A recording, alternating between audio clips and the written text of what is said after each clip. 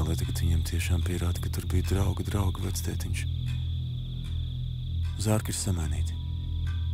Savādāk nevar būt.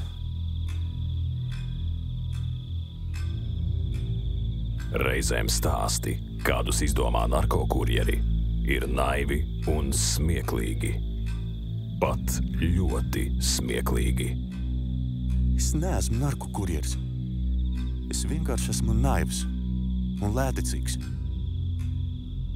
Ja paveiksies, es šito streipšu visu mūžu. Ja nē, pats braukšu mājās šajā kastē.